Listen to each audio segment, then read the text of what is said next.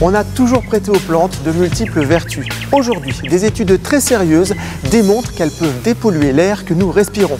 Comment votre spathiphyllum ou votre fougère peuvent assainir l'air de votre salon ou de votre bureau. Et fait de mode ou évidence scientifique, les plantes sont-elles vraiment dépolluantes ? L'air de nos intérieurs est 10 à 100 fois plus pollué que l'air extérieur. Des études le prouvent, il faut installer des plantes dans nos habitations. Quels sont leurs vrais effets sur l'homme? Réponse avec l'oxygénante Carole Evrard. Bonjour Carole. Bonjour Franck. Des plantes, c'est beau, esthétique, accueillant, mais pas seulement. Non, pas seulement. Effectivement, leurs pouvoirs dépolluants ont été maintes fois démontrés aujourd'hui.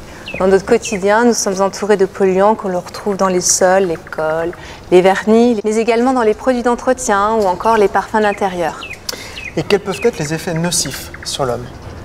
Les premiers effets que l'on peut noter, ce sont par exemple de simples maux de tête, des douleurs oculaires. Ils peuvent agir également en neuroperturbateurs. Ils ont une conséquence sur notre comportement comme l'agressivité, le manque d'appétit, sans parler des effets cancérigènes qui sont aujourd'hui largement démontrés.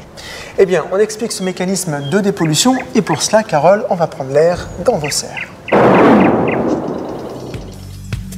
Avec des plantes au bureau ou à la maison, vous diminuerez d'un tiers l'atout, les maux de gorge, mais aussi la fatigue. Des plantes à la maison, c'est 20% de poussière en moins, plus lourde, plus humide, la poussière est donc moins volatile.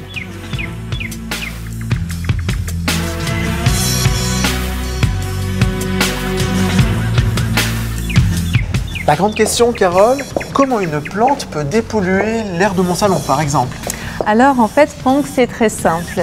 La plante va agir en fait dans sa globalité, mais l'action va être quand même optimisée au niveau des racines de la plante et notamment dans les micro-organismes que l'on trouvera dans la terre de la plante qui vont eux absorber tous ces éléments chimiques qui sont dans notre environnement et les restituer au niveau de la plante en éléments nutritifs. D'accord, ils transforment la pollution de l'air en nourriture pour la plante. Exactement. Ça, c'est très efficace et très simple. Alors moi, en tant que technicien horticole, je sais forcément que toutes les plantes sont dépolluantes, mais certaines plus que d'autres. Oui, effectivement, notamment la fougère a des vertus dépolluantes assez importantes. Je la conseillerais pour une chambre d'enfant, car au-delà de ces vertus dépolluantes, elles ont aussi une efficacité humidificatrice. Oui, c'est vrai, c'est une plante qui transpire beaucoup, on l'arrose souvent.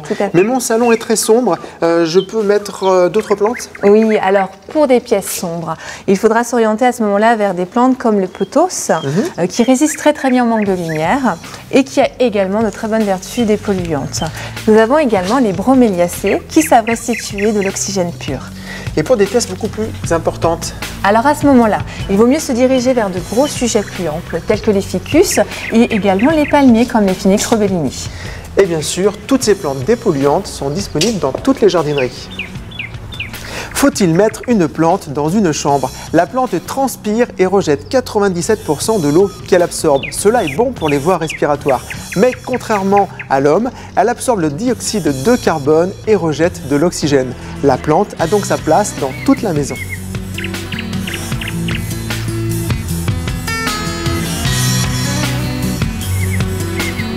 Et il est important de noter que cette dépollution chimique a ses limites, Carole. Oui, effectivement, la densité végétale a son importance pour que les effets de ces plantes soient notoires.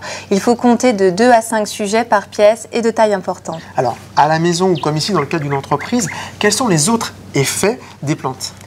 Alors, on a pu observer des effets notoires concernant l'acoustique de l'environnement, mais également une vraie conséquence sur l'apaisement, l'anxiété des individus et une diminution de l'absentéisme dans les entreprises liées aux effets des plantes.